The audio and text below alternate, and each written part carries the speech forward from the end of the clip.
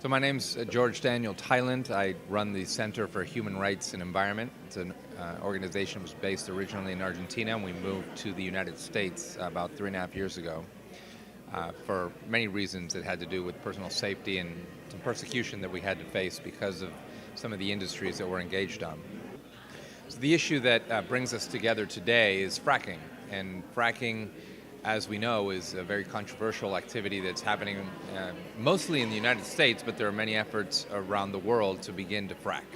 Colombia today is considering starting fracking in some of the areas around the country. We've been working in Argentina for a number of years addressing initiation of fracking there. Argentina is really the only country besides the United States that has had in the last several years a significant advancement with fracking. Originally about 50 or so wells were drilled, and we're now up to about 2,000 wells. Colombia is at a stage where Argentina was about 5 or 6 years ago, where they had found a reserve, and there was a proposition at that time to develop those reserves.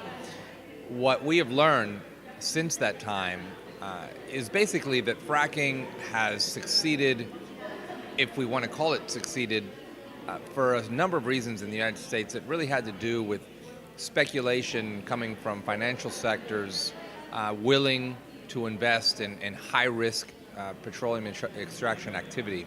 In Argentina, after 5 or 6 years where this has been happening, we can say pretty strongly today that fracking economically is not viable. What we're seeing is that the government has had to step in to subsidize oil and gas prices so that companies can continue to attempt to frack in the hopes that in time they will become sustainable.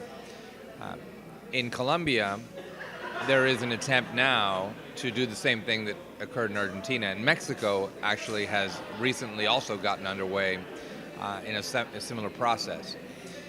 The reality also is that fracking poses very serious threats not only to the environment and to water, for example, but also to the air and to land.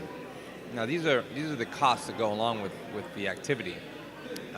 We also see across the region and around the world that really this is an activity that is proposed by big oil companies, but behind them are a lot of subcontractors that carry out the work. What we've seen in Argentina is a lot of activity to initiate the industry, but frankly, we don't see the local development that has been promised in the sector. An example is the town of Añelo, which is the heart of the oil and gas industry in Argentina. It's a very small town that today is overrun by very large trucks. Hundreds of trucks, a day are going through this town.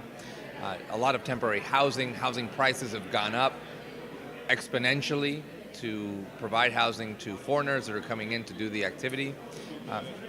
But we don't really see the local development that was promised. The local